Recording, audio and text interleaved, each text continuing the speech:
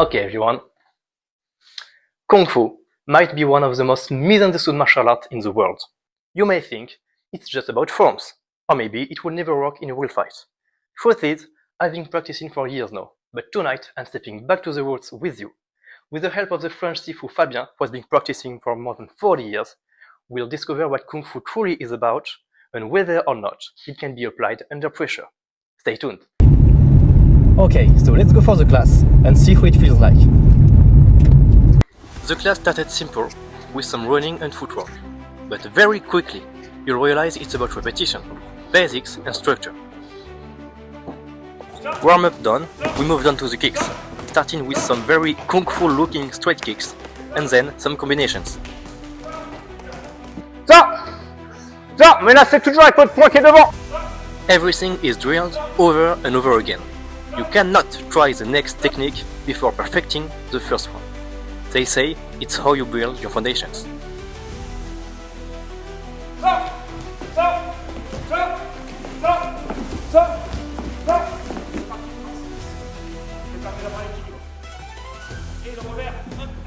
Then we tried some more emblematic techniques of the Hung Gar style, like the crane one.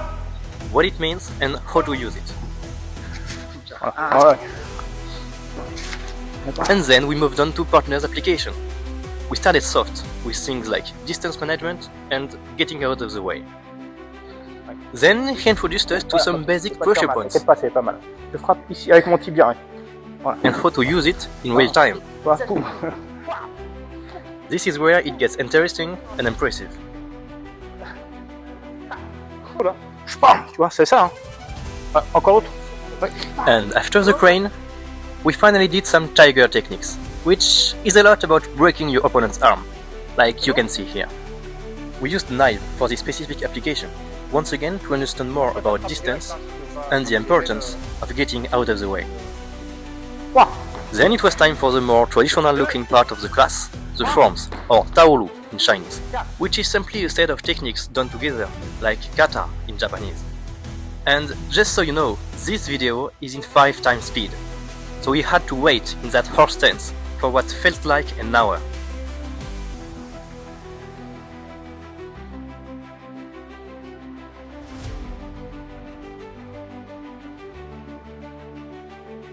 And we are finally done. And it's time to end the class with some push hands, or tuishu in Chinese, which is like a soft wrestling exercise focused on balance, sensitivity, and redirecting your opponent's force. And after a final explanation about pressure testing, we were done for today. Ça passe. Oh, je vais aller encore. Tu vois, ça va. Ouais, c'est pas du tout pareil. Quand on fait les formes, il faut penser à ça. Toujours penser fort. Et après, quand on fait ensemble, il faut bien faire moins fort. Vous avez l'habitude. Merci beaucoup. Allez. Great, so that was the training. But Kung Fu is more than just movement. So let's see what philosophy hides behind it and ask Sifu some questions. On voit beaucoup de choses différentes sous le nom Kung Fu aujourd'hui. Pour toi, c'est quoi le vrai Kung Fu? Il n'y a pas de vrai ou de faux Kung Fu, il y a des Kung Fu différents. Le Kung Fu esthétique, Kung Fu moderne, donc Kung Fu traditionnel, martial et Kung Fu sportif. Ouais, en fait, c'est un terme très large avec plusieurs branches différentes. Voilà, tout à fait. L'art martial que tu décris, c'est différent du sport de combat, du coup. Qu'est-ce que tu fais comme différence entre les deux, toi? Bah, il y a l'art martial, qui dit art martial, c'est art de guerre, et le sport, avec ses règles sportives, ses interdictions, son fair play, normalement.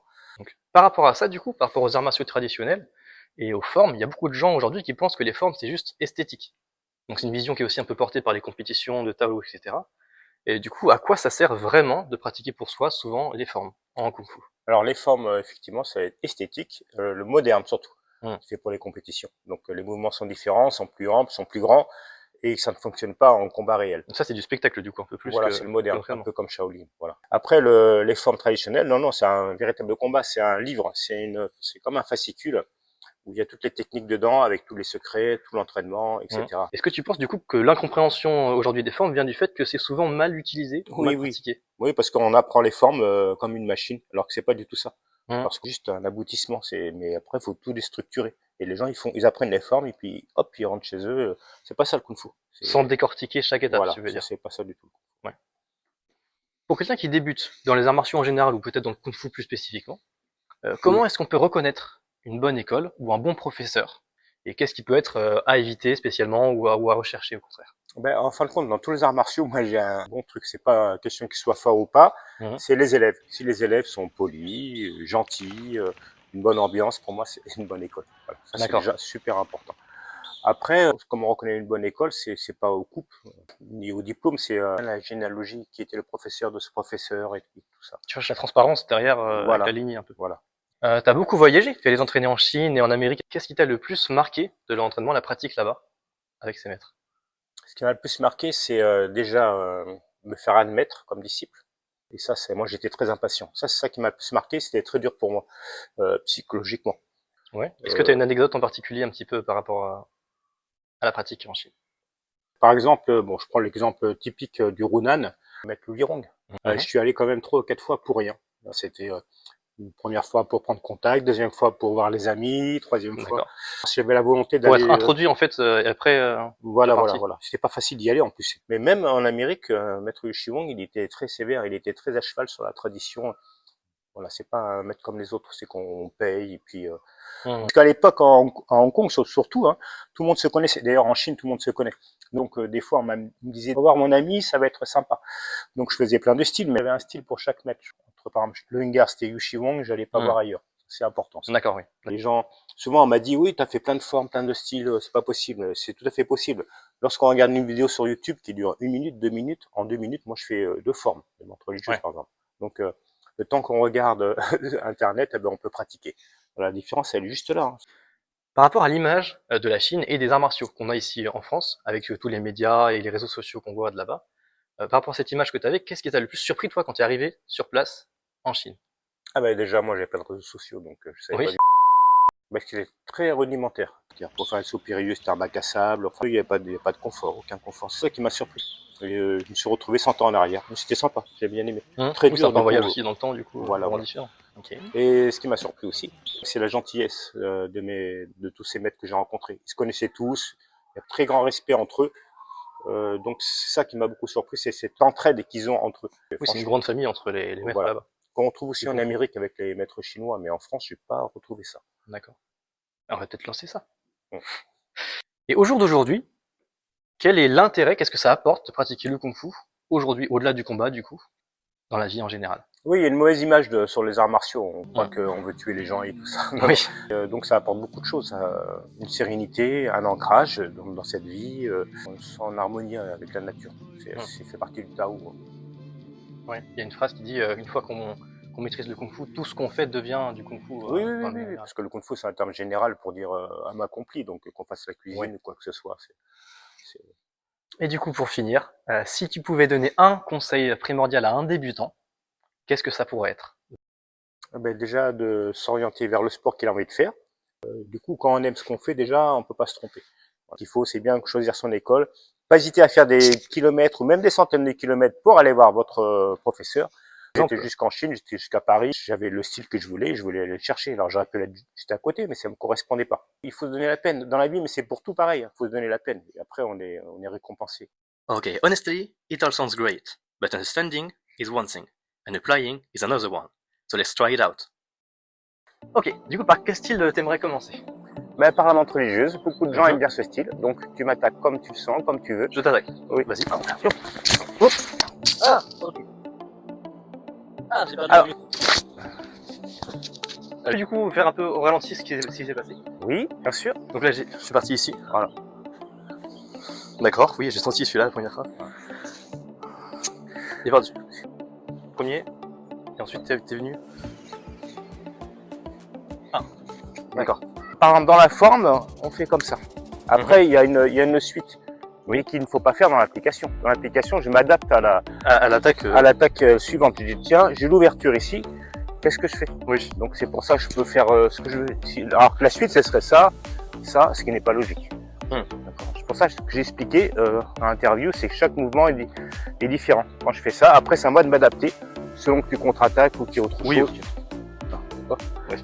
Le principe de la montre religieuse, c'est encore un coup de pied. C'est par exemple, voilà, c'est le moindre ressort.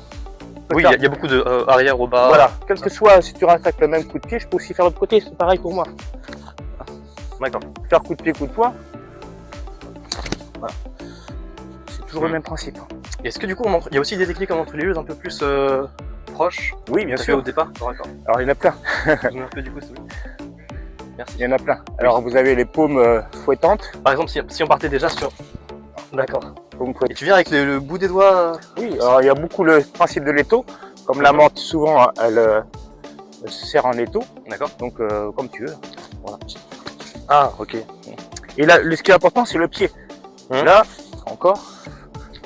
Voilà. Oui, d'accord, oui, je vois. Montre juste souvent. Encore. Voilà. On accroche, hein, d'accord. Ouais, tu fais souvent simultané en haut et en bas en Oui. même temps. Ça, c'est la particularité de ce Tout qui est, style. Voilà. Voilà. Ici. Hum. Ça, c'est très important. Oui. Voilà. Ouais, il est bloqué. Faut pas qu'il s'en aille. Ça marche. Est-ce qu'on peut voir un petit peu de Hungar du coup? Point de garde, oui. Et voir la différence. Oui, Si alors, j'attaque comme tu le sens. pareil. C'est plus direct, central un peu.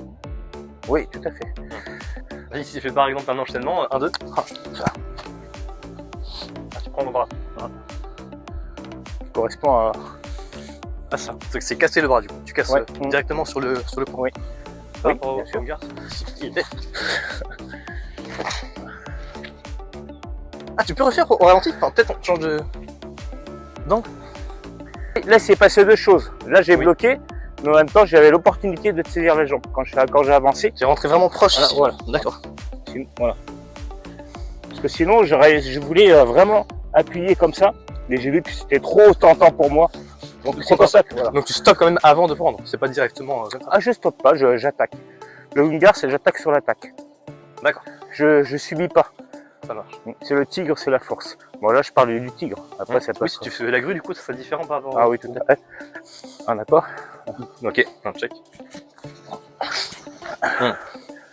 Ou encore, Même chose? la même chose. Oui. D'accord. Peut-être une la jambe, vraiment, je frappe. Et du coup, bah, si pour finir, on passe sur l'aigle un petit peu? Fais dans le grenade? Oui. Comment ça se ferait du coup? Même chose? C'est le micro qui me fait peur. Alors, je réfléchis, oui, oui. D'accord, oui, t'inquiète pas. Je peux l'enlever si jamais. Non, vas-y. Vas-y. Ok. Alors, moi, je vais saisir ici. Ici, Ah oui, d'accord. Ah, d'accord. Et t'arrives à faire ça en précision, en vitesse Ouais. comme ça? Ok, d'accord, ça marche. Tu rentres directement. D'accord. Après, voilà. Ici. Ah, ok. Je vais saisir ici. Je peux saisir ici avec l'œil de phénix. Et tac. Tu vas sur les points vitaux du coup avec Voilà. l'aigle beaucoup. Le principe, c'est arracher. J'arrive, D'accord. j'arrache. Ok. Là, il faut avoir une certaine force. Oui, ce Beaucoup que de tu gens, fais avec les histoires de battre le sable. voilà, beaucoup de gens aujourd'hui ne se contentent que de luxation. Alors, luxation, mettons en garde, luxation, c'est très simple. Voilà, ok. Ok, d'accord. On peut se contenter de ça, ouais. Ça marche. Et du coup, sur un coup de pied pour finir, de l'aigle, et je suis droit. Voilà. D'accord, tout droit. Ouais, je peux. Voilà. Oui. Alors là, je vais changer de côté pour que les gens regardent. Si je devais faire qu'une seule technique, ce serait celle-là. D'accord. Celle-là. Voilà. On trouve dans tous les styles, pour ainsi dire, que ce soit lutte chinoise, Hungar, tout ça.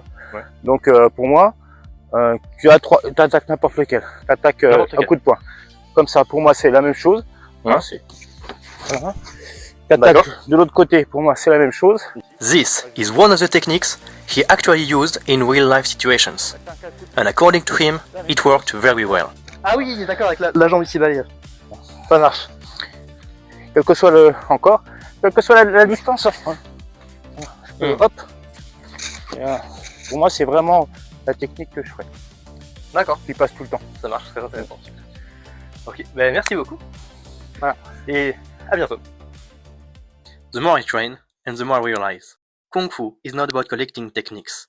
It's about refining the way you move, you think, and you adapt in everyday life and situations. Today, I didn't just train Kung Fu, I started to live it. It's way deeper than it seems, and there's still a lot more to explore.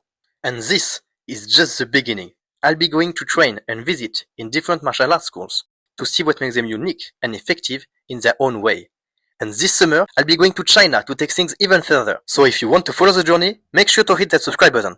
And as always, see you beyond the horizon. The help might be one of the most 40 years of practice. C'était bien au début, dommage. Or maybe it will never work. Stood matter.